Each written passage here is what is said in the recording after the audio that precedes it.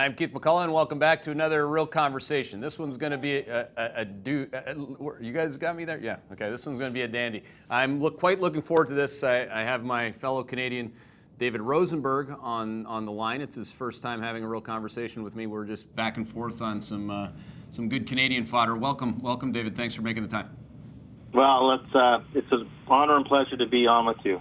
That's a cool thing to hear from who I would, in my work, would consider a Canadian legend on the topics of economics. As you know, it's not exactly a topic that has a bunch of legends running around in Thunder Bay, Ontario, or in Ottawa for that matter. But I know a lot of our audience on the Canadian side was looking forward to this, and I certainly was too. So thanks for making that time. Where I want to start, and I've been following you forever.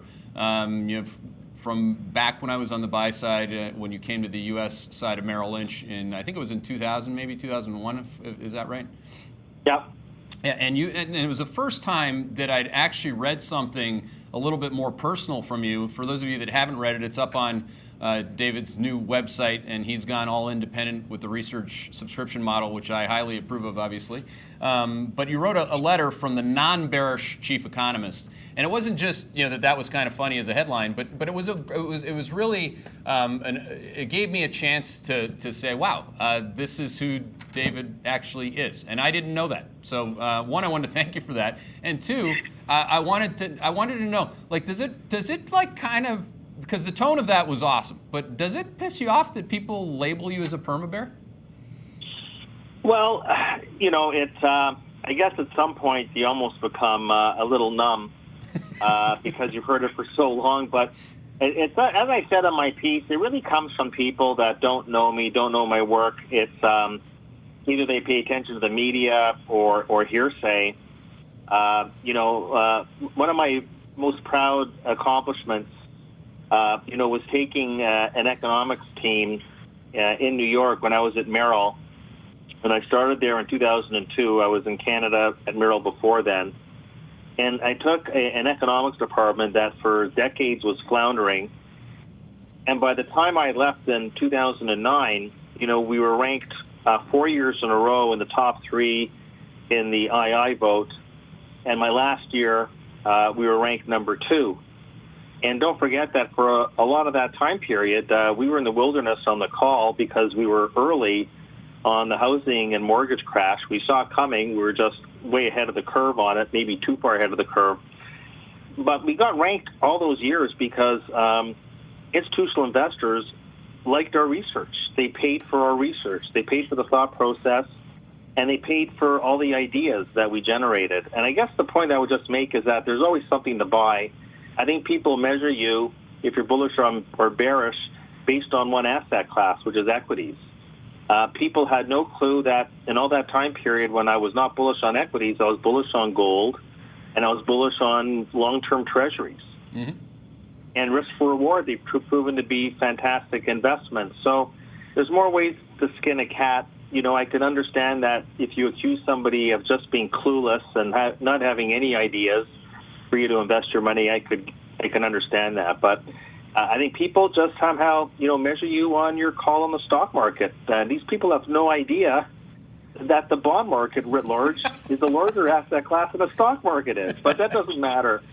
So the thing is that I've been actually a perma bull on bonds, right there with my good buddies Lacey Hunt and Gary Schilling.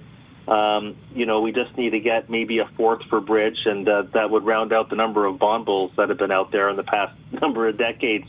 But very bullish on bonds, and in the past few years, I've been very bullish on gold. And there's been segments of the stock market that I've liked. I just didn't like, the overall market. The stuff I liked, I thought was overpriced. And then there's a whole bunch of other things that I wouldn't want to touch. And then there's some special ideas in between. But in any event, a long way to say that I guess, it bothered me enough. I'm driving my son Michael home as he picked up his stuff from university. And this was just a few weeks ago. He was cleaning out his house as I waited in our spick and span car. And got interviewed on the way back. And the first line was, we're going to introduce the famously bearish David Rosenberg. And when the interview finished and we're driving along the 401 highway, my son Mikey looks at me and says, "Geez, Dad, you don't seem very bearish to me." And Maybe it's a side of me he's never seen. But I just decided, you know what, time to set the record straight. Well, people, and I'm sure your son realizes this, but if you've been long gold and treasuries over even, and again, I think it's kind of demeaning to just call the stock market just one thing. As you point out, there are plenty of sectors and factor exposures you can be long of. Even if you are bearish broadly on the stock market or a big factor like small caps, something like that, something that's just been dreadful relative to gold over the same period. I mean, no wonder why you're happy driving with your son there, Dave. Your gold's up 47% over the same period that the Russell 2000, what we would call the full investing cycle top. Which was when the U.S. economy, of course, topped at the end of the third quarter. I mean, gold's up 47% absolute, and the Russell's down 26. I mean, that's why you should be happy. I mean, that's an awesome call, and that's the other thing, and that's the second thing I want to ask you about. So you go through this note, and you say, look, I just want to make calls. And having been on the buy side watching you, I mean, the distinct difference between this Canadian guy and these other guys and gals that do econ that are in my inbox were that you make calls. I mean, you make real calls, and you weren't like completely wed to them. I think that's the other thing you said. From a maybe it was marital advice. You said marry your partner, not your forecast. Can you talk about that? Like when you actually have a call going against you, and how you deal with that. I have to deal with that obviously all the time. Well, it's the benefit of having spent so much of my life with CIOs and with portfolio managers, and I always wanted to, follow their rules in terms of discipline, because we're all going to make mistakes. The question becomes then, if you do have a bad call, when do you basically say, I'm wrong, I've got to move off this? Because it's one thing to be down and then write it all the way down to the lows. And the same is true with your economic forecast. You just have to lay out, your markers ahead of time. And you almost have to formulate for each individual call a form of a decision tree. You certainly don't want to waffle if you have strong conviction. At the same time, you have to balance that against not being stubborn. And you just have to wait for the accumulation of evidence, without getting too specific, that you've overstayed your welcome on this call or the thesis isn't playing out. And the last thing you ever want to be is defensive. If you have to admit that you're wrong, and that's the hardest thing I find among people in our industry, and especially among economists, is God forbid admitting that you're wrong. Everybody will forgive you for being wrong because we're humans and we're going to make mistakes. I think the worst thing is to hide from a bad call, to become overly defensive about a bad call. I think you have to come out and tell your investors, this is the call, this is why it went wrong, this is why my assumptions didn't prove to fulfill the conclusion. Because, you ask a couple of economists, what are your forecasts? Everybody always says, how do you get these economists together? You all have different calls. Well, your assumptions drive your conclusions. And so quite often it's just a faulty assumption. And so you go back to the drawing board, you tell your clients, this is plan B. And this is what I think is going to happen now. It's not what I thought was going to happen, but it's the next base case scenario, because you just don't have one scenario. You've got to have a few, but you do have your base case. Sometimes you have to leave one base case for another, and explain at the same time, why you won't make the same mistake twice. Because I have this rule that you're forgiven to make a mistake. Make sure it's not a sloppy mistake, but don't make the same mistake twice. That's a no-no. Yeah, that's so it's just a matter. Yeah, it's just a matter of Keith, just a matter of having discipline. I am an economist. I'm a market economist, but I was groomed and mentored by so many great people, and I learned early when I was formulating an economic opinion to attach a market call to it. Yeah. And so I guess that's ultimately what set me apart from the traditional economist, was willing to actually say, here's how we're going to connect these macroeconomic data points and formulate a cogent and coherent and cohesive investment strategy out of it. Yeah, and that part of it, I mean, that last part in particular, and that's really, I was checking out your new website and everything else. And it's really just bringing it daily helps you, David. I think that that's, for me at least, I can just openly talk and be self-effacing about any mistake I might have. Obviously, every single day, if you're trying to evaluate that on a daily basis, you'll go right crazy. But what it does allow is a communication platform for that. So you're like early morning with Dave Note. I mean, I'd read that forever, but now that's there's certain people that people will pay for if you put it behind the paywall, and there's certain people that they will be completely indifferent. And I think that that's I think that that's more obvious today than it's ever been. Is that something behind like what got you to just get up and do it? Is that you knew people would pay for it? Obviously, you have a pretty big distribution. Yeah, well, you know what happened was that when I left Merrill in New York and came back home in 2009, and I went to Gluskin Sheff, and I had been doing this daily, like this daily that had taken on different monikers. I think the first time I started doing it in 1998. I think a lot of your listeners weren't even alive then. It was called, I think, Rosie's AM Tidbits, and then I moved to Merrill. It became the Morning Notes, Morning Market Memo. So I've been doing this daily. I was doing this daily before people were doing dailies, and remember, and we were just trying to figure out the internet at that point. This is 1998. It was at the Bank of Montreal, and it was the brainchild actually of the person who was going to become the CEO of the Bank of Montreal years later, named Bill Down. And what he wanted me to do was to get my morning meetings. I used to do the morning meetings, for the fixed income guys and the equity people and the retail people. He says, get your morning notes on paper so we can market it. And that was an inflection point in my professional life because it gave me instant notoriety to be able to actually almost be like William Sapphire, for people that remember him, in the New York Times, to actually have your own daily. Yeah. Well, I realized, and wherever I left, left there for Merrill Canada, then went to Merrill US, and I took the daily wherever I went. It became a part of me. I was only found out when I was leaving Merrill in 2009 that my daily was the most widely read piece of research coming out of Merrill at the time, which totally blew me away. And so I brought the format. And we ended up calling it Breakfast with Dave at that point to give it something a little more personal when I got to Gluskin Sheff.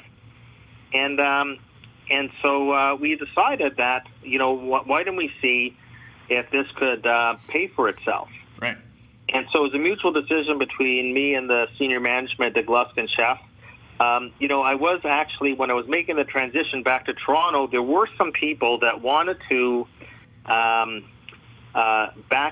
backstop me and start my own company then in 2009. I just wasn't ready, but it hit me then that maybe I could actually do this. But I thought, you know what?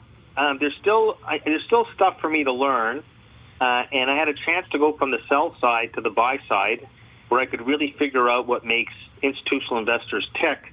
And that was the beauty about going to Gluskin Sheff those years, was really, being right there on the investment team, helping them, not just our clients, but also our investment team. I always thought our investment team was the most important client of all, since they're the ones that were generating the returns. So we decided, we're going to stress test this, and we went to the paywall, and it worked. And I split the proceeds with Gluskin Sheff, and so basically, by 2019, I just figured, I'm pushing 60. It's been a nice run working for big companies my whole life. And, at the time, what's interesting is that when I was at Gluskin, of course, I've got access to all the sell-side research on Wall Street and Bay Street. And I used to be part of that when I was at Merrill. But it really hit me as a consumer of all this information, how economics have become a commodity. Everybody sounds the same. And I thought, you know what, I've always had a unique approach. I always told the troops when I was at Merrill that there are going to be times when we're going to be viewed as being wrong, and we're going to have to suffer that. But we have to put out great, innovative, unique research. We have to be the economics team that people have to read, that even when we're on a losing streak on our forecasts, the research is so great that'll just be enough on its own. And so we cannot be a commodity. We have to provide something unique, differentiated, and that makes a difference and comes to a conclusion. And so, that's the ethos that I've always brought. And I realized that there was a real going independent at this stage just made so much sense, because I just felt there was a void to fill in terms of unbiased, raw, unique lens of the world as it pertains to politics, as it pertains to finance and economics. And so that's what I tried to do in this, starting at this point, just made sense from a resource perspective. I don't need anybody's financial help to do this. And an age perspective. But also, I just thought, there's a void here to be filled. Yeah. And for better or for worse, I'm going to fill that void. Yeah, I mean, the timing was obviously perfect, and while you were, making that economic call pre-virus, which is what I want to spend some time on next. I really wanted to spend the first 10 to 15 minutes with somebody that's never been on Hedgeye TV. I want people to understand who the person is and what their process is, because if they don't know who you are, they're not going to, implement you into their process, and that's really what you're selling. Like when you're doing a daily, whether it be economics or macro strategy or technicals, fully loaded, you do all that. You need to make the case that you are going to be part of somebody's process. Now that can be an individual, it can be obviously a CIO, but again, if you can make that case, that's actually the whole point about being daily, and that's what I quite like about this idea that you've gone it alone. I mean, that was just a matter of time. Let's just get into some topics on that. So one that I get, because I get pressed on these things, that we probably have the same clients now, but I get pressed on this damn letter of the alphabet debate, and I know you have your answer, at least what you think it is right now, in terms of whether or not we have a recovery at all. Let's just start with that. But can you just take your first crack at that? Well, we are going to have a recovery, that's for sure. And you're quite right. What does it look like? And I'd say that, the first thing is that anybody who thinks that they got that question answered 100%, that's the person I think that I'd want to fade. I think that, lots of excitement today, obviously, on the medical front, but well, vaccine equals V. At least there's some linear. That's right. That vaccine is a V-shaped recovery. It'd be the fastest vaccine of all time if it comes by the end of the year. I mean, usually vaccines at best take 4 years, but let's be hopeful. Although I never found hope to be a particularly useful strategy. But today's action actually reminds me, this is the same action we got on April 17th with Gilead. If you remember, the market surged 2%, bond yields went up, gold sold off, and then 2 days later, everybody forgot about it. I'd like to believe that a vaccine's around the corner, and I'll be the first one to say that if a vaccine or even an effective treatment would be a game changer. Mm-hmm. It's just very hard to handicap that timing. What I will say is this: I'll say that. We're bringing back the production side of the economy. Various states, growing number of states, even California is now going to be 75% open. But the reality is that you can bring back the production side of the economy, but nothing comes back without demand. And I find it very difficult to believe that until people feel confident that they're not going to get this illness, the demand side is not coming back much at all. And it remains to be seen how many businesses are going to still be open after they reopen if they're only operating at 50% capacity. The beauty of this is that, we have actually China as a template. And, we already have the May data, or at least the April data in China, and industrial production is back being positive year over year by, call it 3%. But retail sales are still down more than 7% year over year. The sales side has lagged woefully behind the production side, and that's not sustainable. Yeah. So my sense is that, we have a really deep hole right now. I mean, I don't know if anybody has seen the Atlanta Fed's GDP numbers. Nobody talks about those anymore. That they're, for the second quarter, the Atlanta Fed's at negative 42.8% for Q2. Just a week ago, it was minus 35. I mean, these are mind-numbing numbers, right? We've never seen these. I don't think we even had numbers like these in the Great Depression. In fact, we got the industrial production numbers on Friday. I mean, down 11%. We got data back to 1921. We've never seen a month that bad for industrial production. So we have a gigantic hole that we're climbing out of, a huge detonation to domestic demand that near term is deflationary. We can debate what it's going to look like years down the road because the supply curve gets affected by this as well. But I think that we're going to get some sort of what you would call a dead cat bounce in the third quarter. There's no doubt about that.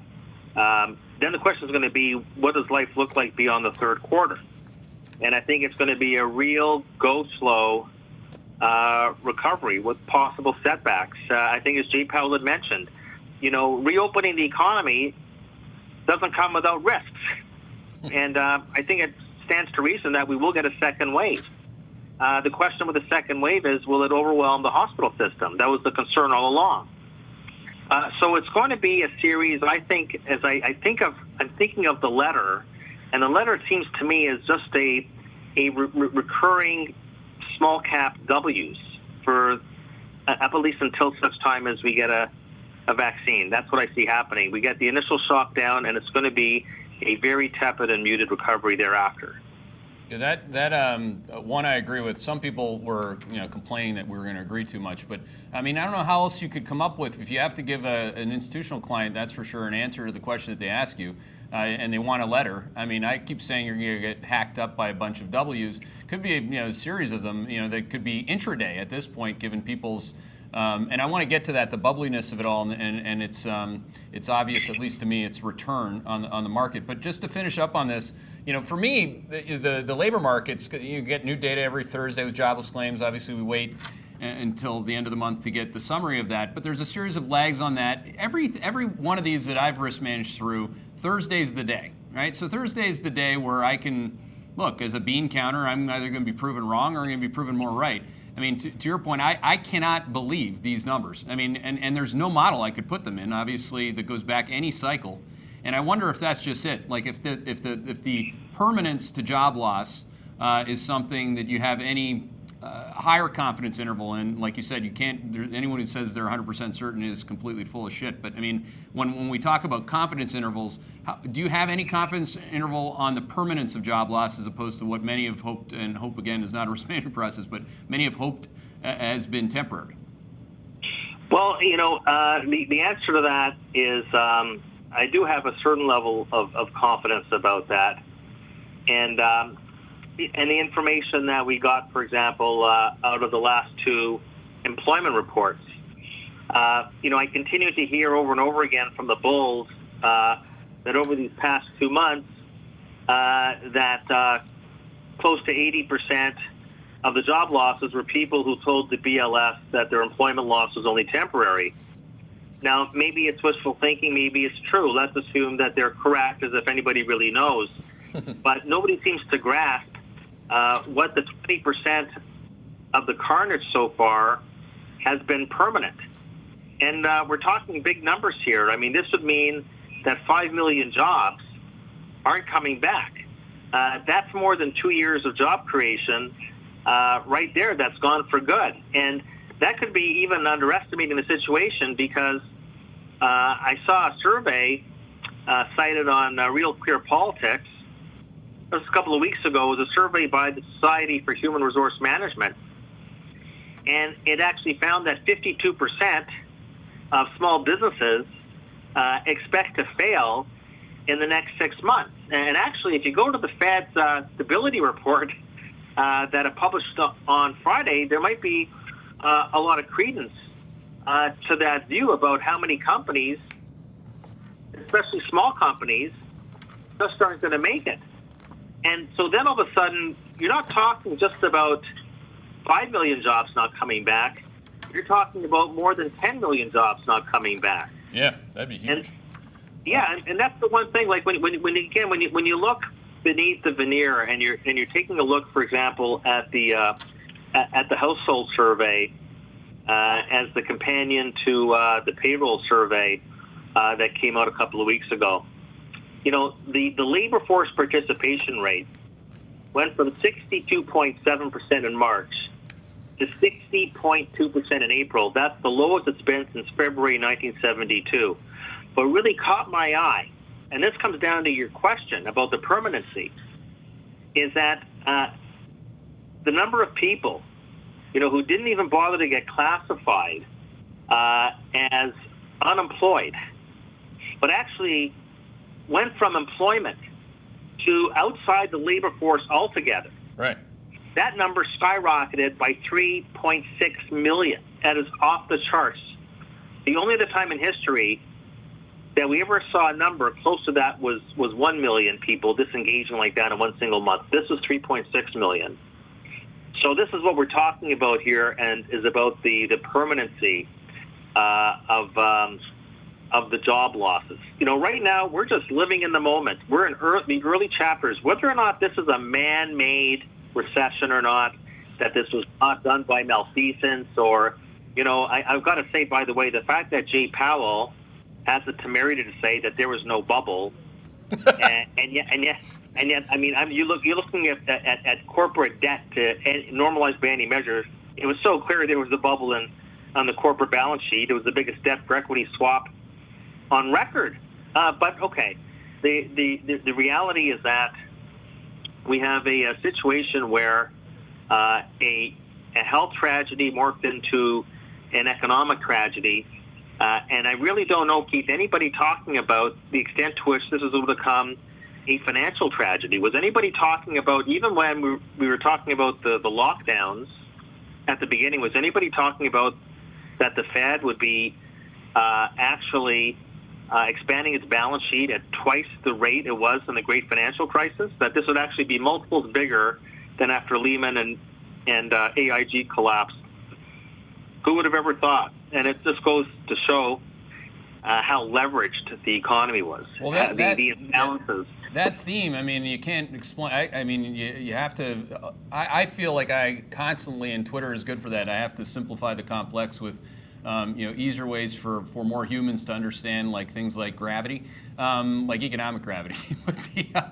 So you can go Aristotle versus Newton on them, and then all of a sudden they'll say, "Oh, wow, the Earth isn't the center of the universe." But you end up with like a pretty basic way to just. 2008 was leverage on banks and mortgages. Now it's their clients, and you've said that multiple times on Twitter. In fact, I think I borrowed it from you multiple times. So, people's ability to understand that debt bubble, I think, was a tough one because they weren't preconditioned pre-virus to know that they were in one. And that's the other thing. You guys can put up slide 79, by the way. What Dave said, we have a chart on that from AARP just to show that 55% of small businesses in the U.S., at least on their survey, would go kaput within 1 to 3 months. So, this is more to me, Dave, and I wonder if you agree with this quite simply or not. I mean, is this a solvency problem at this point at the corporate level? And is that what I just need to keep focusing? That's essentially what I'm trying to focus on. Are corporates going to remain insolvent? Are we going to go through a workout period in a bankruptcy cycle? Or are they magically going to rehire everybody and be profitable again? Like, I can't get to, because again, to get more, to not have permanence in the jobs market, you got to have cash flows, and the cash flows hire people. Well, I think that it's very clear to me that the next stage is going to be the fallout on insolvency and on bankruptcy and on delinquencies. And, in some sense, when people talk to me about, the stock market, they're saying to me, what is the stock market, what's the stock market not seeing that you see? And, we have a real bifurcated market out there. It's still a stealth bear market even today. You only have three sectors: big tech, biotech, pharma, and the grocery chains that have gone back close to their highs. And then you have the other 70% of the market that's still down more than 20%. And that would include the financials. But what does it mean to somebody out there who's looking at the next stage of this saga on insolvency as to why the regional banks are down more than 40%? And in fact, I would say that what is really disturbing over the course of just the past month or so is how what I call the missed payment segment of the stock market has seriously rolled over. The utilities, Yeah. the REITs, not just the office REITs, but the entire REIT sector, and telecom have all rolled over significantly. And that's a signpost to me that the market beneath the veneer is telling you something about either debt service or missed payment. Part of the cycle is on its way, or it's already here. And you could always see that in the mortgage forbearance numbers. It's already starting. You'd have thought that the high yield market, especially after the Fed announced the day before, Good Friday, that they were going to move into the high yield space. But even high yield spreads, and I think they're coming in today. But on Friday's close, high yield spreads have basically, the improvement had totally petered out over the course of the past 4 to 6 weeks. Yeah. We have high yield spreads right now, and this is going to put your question into focus as to what is the market telling us. High yield spreads are off their worst level, absolutely, but liquidity dried up everywhere, even in Treasury. Now here we are, in or past the eye of the storm. All the fiscal and monetary policy stimulus, and the Fed telling you we're backstopping the junk bond market or aspects of the junk bond market. So we closed on Friday at 768 basis points on high yield spreads. That is the exact same level we had in January 2008, which was the first month of a 19-month-long recession that, like this one, nobody ever thought could last that long. And it's the same spread that took hold in March 2001, which, once again, was the first month of a 10-month-long recession. So what I'm saying is, what is the high-yield market telling you? Well, in hindsight, that was the spread you had on month one of a long-term workout. Yeah. That saw lots of players go down for the count in the months and quarters that followed. So there is no disconnect here really between the market's views and my views that we're going to go into the next destabilizing wave of insolvencies and bankruptcies, and it's a question really of just how bad it's going to be. Well, that, guys, is slide 96, just so that people have a picture of high-yield spreads. And like to your point at the beginning of this conversation, David, unfortunately, people have had the stock market emblazoned in them on CNBC or whatever else as the only market. But if you obviously have studied the global macro market and the U.S. high-yield market in particular, you can see on this chart that it actually looks like a chart of the VIX with lower amplitude when there was less leverage back in 2000, 2001 and into 2002. But what you note there is that, and if you guys flip back to slide 94, which is the VIX, the period, the workout period, the last time we had corporate leverage at this percentage of GDP was a long time, relatively speaking, to what most people would have thought. That's when, ironically enough, that's when you came to the U.S. as a chief strategist economist. But that's a period of chronic, I call it chronic equity market volatility and chronic high yield spreads wide. So like I can't for the life of me understand how the Fed is going to arrest economic gravity and bring those spreads in if they haven't been able to yet. And I don't know if there are a lot of people who managed money successfully between 2000 and 2002 anyway. And thirdly, that economic decline was 0.3%, peak to trough. Well, they say don't fight the Fed, and that's a common bullish refrain. But you're 100% right. The reality is that I mentioned where high yield spreads closed Friday, that they were at the exact same level on the first month of multi-month recessions in 01 and in 08. And the Fed kept on cutting rates. Look at the chart of the funds rate and the stock market through 2008. Actually fighting the Fed more actually paid off, and the same happened in 01. At some point, things will bottom out. I'm not so sure they bottom out because of the Fed. What is the Fed? The Fed really is a major liquidity backstop. But that's exactly what it is. I mean, the Fed did not put the lows in in March of '09. That was not about the Fed. That was about the Treasury and Congress coming to an agreement on TARP 2 since TARP 1 failed. And TARP 1 failed, and then you had another 30% down leg. It's when they ring-fenced the banks, recapitalized the banks in March of '09. That was the low. The low was not about the Fed. And so, well, certainly can Congress or Treasury, can they have an influence on insolvencies through fiscal policy or regulatory policy? Well, absolutely. Yeah. And then they had that choice back in March of '09 because they could have let the banks go or nationalized them, and they didn't go that route. But this is, people that talk about the Fed, this is basically, look, ultimately demand is the key. I don't think that there's an interest rate out there. I mean, interest rates are already close to zero. There's no interest rate out there that's going to cause people to go out and buy a new car or a new home. Okay? This is not like, those are the old cycles. Those are the old business cycle recessions. This is not about, well, we got to ease monetary policy to stimulate demand. The Fed will do everything it can to provide liquidity and lending functions almost as a bridge.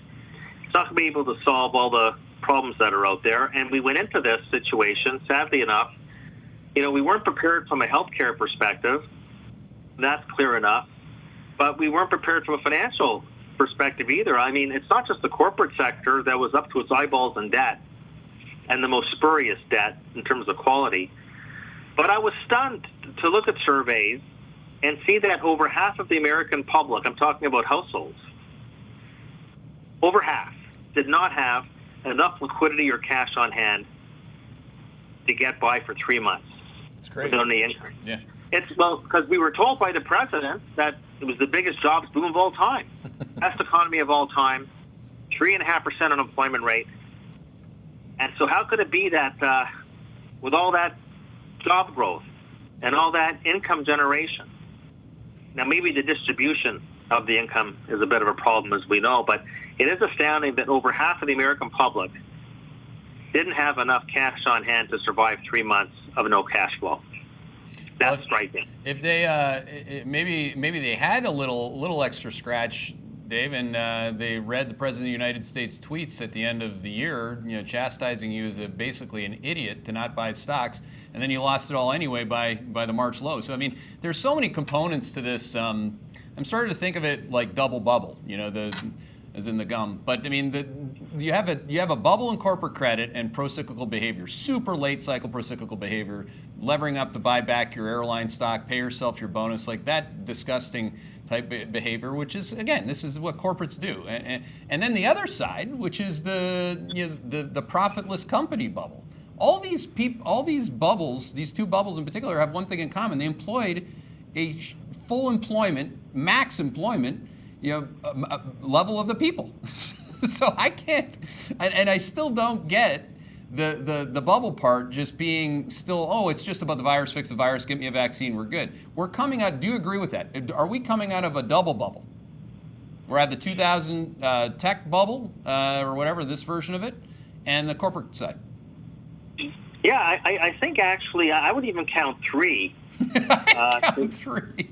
Well, because there's probably like 10.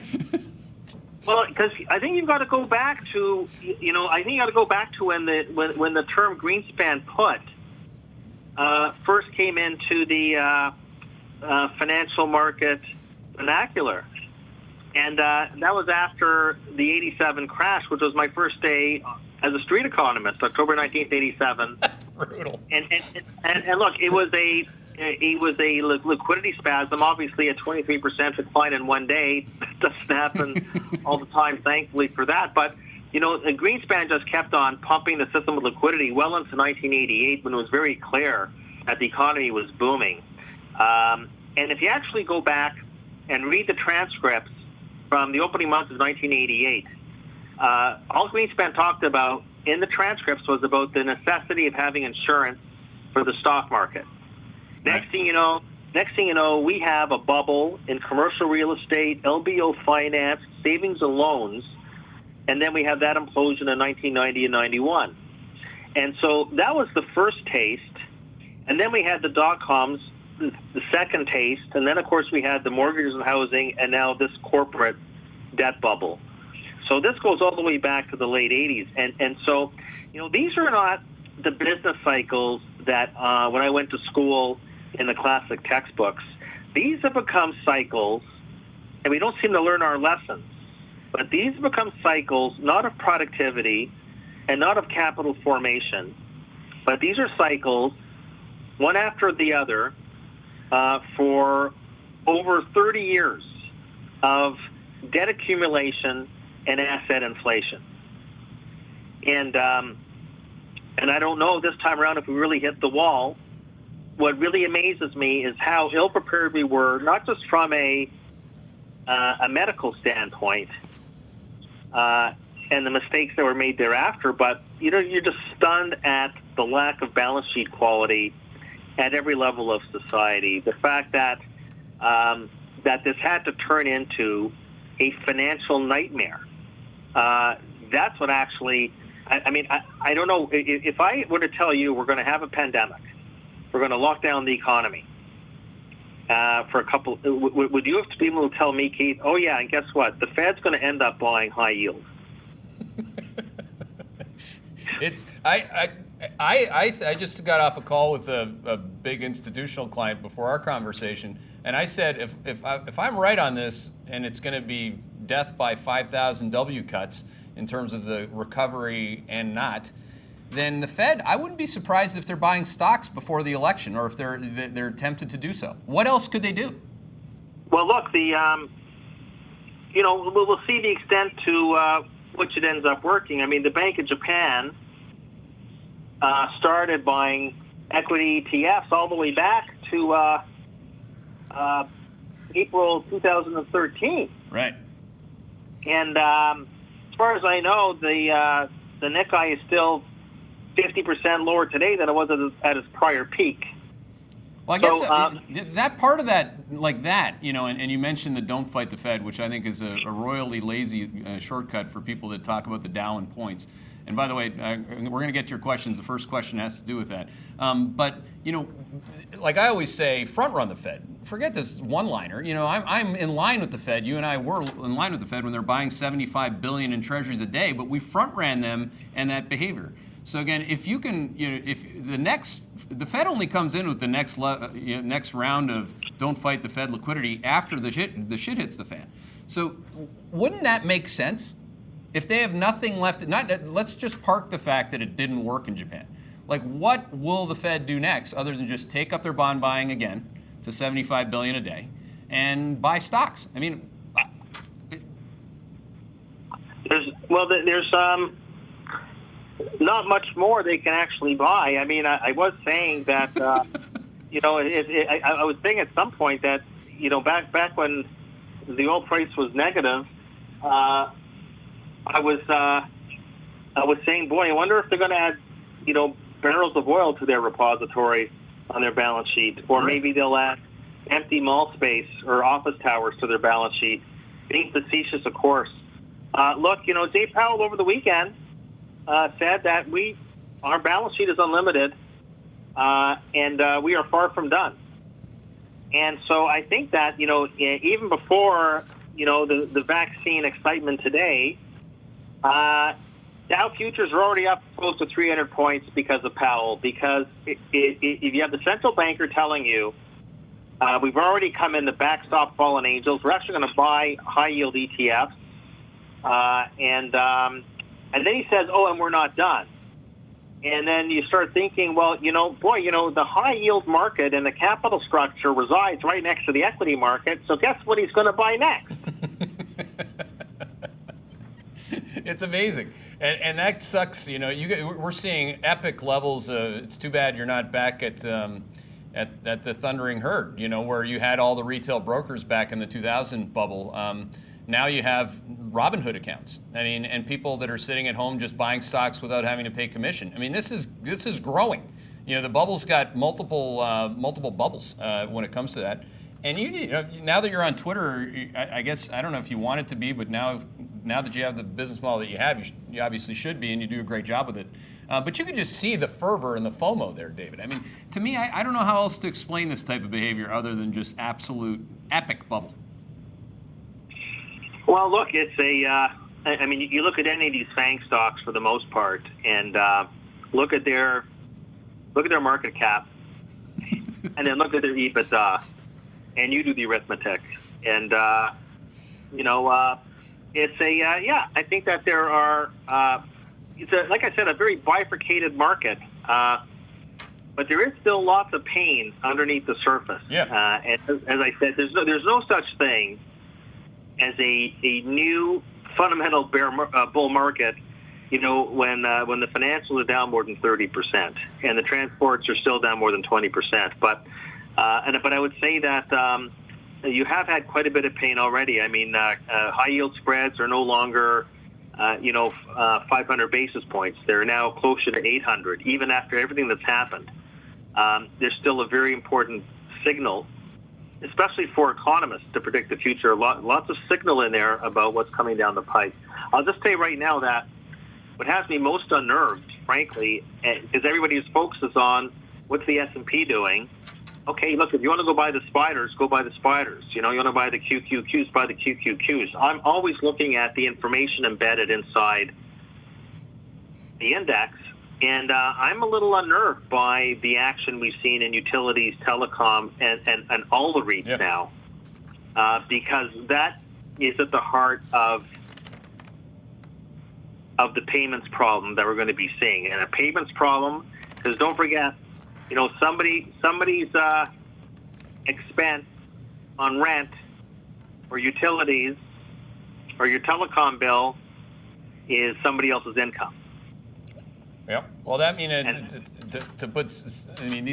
to be long of financial leverage at any level. I mean, to your point last week, REITs as a sector were down over 8%, taking their 3-month crash to down 31%. So obviously, people look at these, and this is the first question, by the way, and they're a little apoplectic on days like today.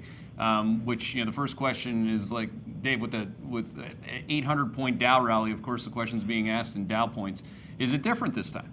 To have a rally like this, you had to have had the things go down that much. And like you said, the transports are leading today. I mean, they'd been crushed. So part of that, too, is just classic bear market thrashing, is it not? It's just noise. I mean, I would have got the same question on April the 17th with Gilead Sciences and remdesivir. And if you remember that, the big rapid recovery in their trials, and the stock market ripped 3% that day, bonds sold off, gold got hit, and the S&P 500 on the Gilead Science big run-up day, April 17th, the close on the S&P was 2874. Well, guess what? Friday's close was 2864. So, yeah, look, we're desperate for good news. I'm going to say today's news, who can deny that it wasn't good news? I mean, is it something I would chase? No. Yeah. But the thing is that, these sorts of markets, the volatility runs in both directions. The number of plus or minus 1% days in the S&P and the Dow, and the number of 2% up and down days in the Dow in the past 3 months, we have not seen since the early 1930s. Yeah. So this is still all symptomatic of a bear market rally. Mm-hmm. This is all basically, and it's a long cycle, and we're really in Bob Farrell's rule number 8. That we have 3 cycles within a cycle, and we have the sharp leg down, which we had, and then we have the reflexive rebound, which we're still in. Yep. And then we have the long, drawn-out downtrend to the fundamental lows. And every single bull market that I ever knew had its pullbacks along the way, just like we had a big one in December 2018. Well, guess what? Every bear market has its bear market rally. And these are rallies you want to rent. They are not rallies that you want to own. And people say to me all the time, well, if nobody can time the market. Everybody says to me, have we bottomed? Did we hit the bottom? My line hasn't changed. Leave the bottom picking to the proctologist. The rest of us should just be risk managers. And I try to tell people, let the markets do the talking for us, okay? We still have to have the retest. It's got to be successful. Look, we had a successful retest, I remember, in March of 2003 after we had the big decline in October of 2002. And I'll be the first to tell you that, I basically want my clients to sleep at night, better safe than sorry. And the reality is, if you look out over time, you'll see that if you, God forbid, miss out on the first year of a bull market, let's be charitable, Keith, and say the bulls are right. We're now into a whole new bull market. I don't think that for a second, but let's assume that that's correct. If you look over all the bull market cycles in the past 8 decades, you'll find that if you just basically sat out the first year, you lost at an average annual rate, your cost was 2 percentage points. If you played the rest of the bull market, you missed the first year, you're up 14% on average per year. Whereas if you were a brilliant market timer, and nobody I know is that brilliant, you're up 16%. Mm-hmm. That's a small price to pay, 2 percentage points per year. Now, I admit it, you want to compound that. But the thing is that it's an insurance policy, because the last thing you want to do is be caught in the third wave of the Bob Farrell rule number 8. So small price to pay to just make sure that if it's a bull market, it's got real legs. And that's that's a lesson that is taught through the lens of either studying history or risk managing, to your point, through it, which you've done. This is my third one, so at least I have some. At 45 years old, this isn't my first rodeo. But for an entire generation, they're losing their first job. That's their first rodeo as millennials, and also trading this kind of a market. So I do think that it's interesting to watch the. That's the thing about the first phase of a developing bear market, is that there's such a rush to call the bottom. I mean, you don't need to be rushed. You can take your time. It's like the story of the old bull and the young bull. I don't want to go through that, but I like to be the old bull. You take your time and take care of your business that way. Gilead's a good example, by the way. I just called that up just because it's a good point, obviously, that you make. I mean, who cares about that narrative anymore, David? That day Gilead was at 85 or 86, and now it's at like 75. We got to go to the Moderna story. That one's got to be better. So it's really fleeting, even if you look at the components of what drove it that day. But the one thing that I definitely struggle with when clients say, well, how do you know there's not going to be a vaccine? I mean, my entire process doesn't hinge on that. That's like a lottery ticket. But it's one thing that you could be quite fearful of as a bear. There's no doubt about it. Look, I think that we have to be prepared that all the big biotech companies are working on this thing, and I think that there's a very good chance that us as market participants are going to be seeing dozens of these kind of headlines in the months ahead. Do I think that, by rote or by some miracle, we're going to have a vaccine for the end of this year, early next year? I'm not going to say it's 0% chance, but you've got to understand that if that's your view, it's never been done before. Most of the time, we don't even come up with a vaccine, and most of the time, when we do have a vaccine, it takes 4 years. Mm-hmm. So, look, it's a legitimate question to ask, because none of us really know. I don't claim to be an infectious disease specialist. I do know, though, that if a vaccine comes to the fore and it's effective and it's deliverable, it's a massive game changer. But that's what it's going to take.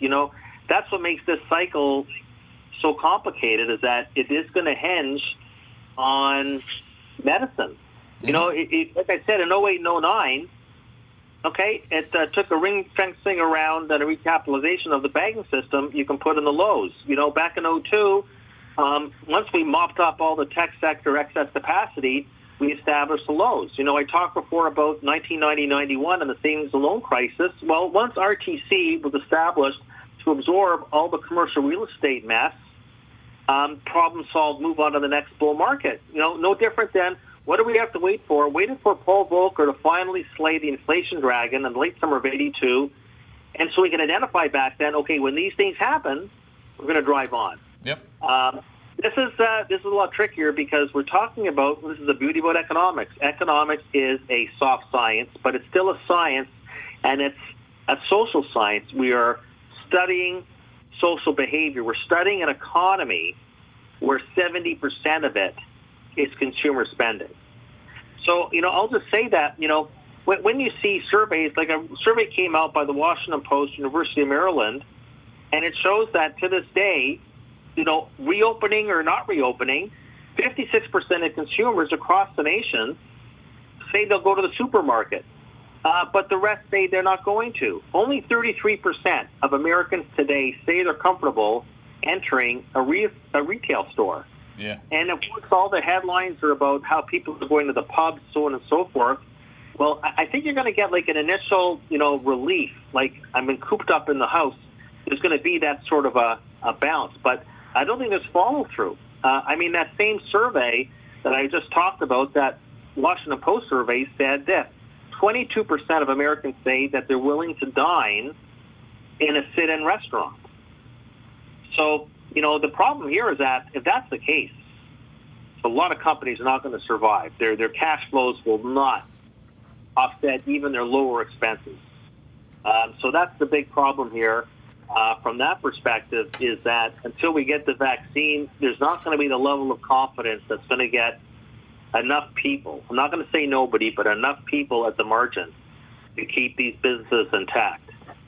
Yeah, people mistake that what it takes to run a business isn't just nobody. You have to be at an occupancy level at a hotel, a casino, a restaurant that is well north of anything that's in those surveys at this point. We're running out of time here, so I just want to make sure I get at least this question in. A lot of questions about your gold views, obviously, Dave. So, how do you think it can work from here? Well, I think that I look at gold from this perspective. It's firstly a very good hedge against the instability that the extremes of deflation and inflation bring. So look, if you have a deflation view, which I do right now, interest rates remain low or go negative, that makes the opportunity cost of holding gold nil. And then if there is inflation, gold will do very well as a store of value.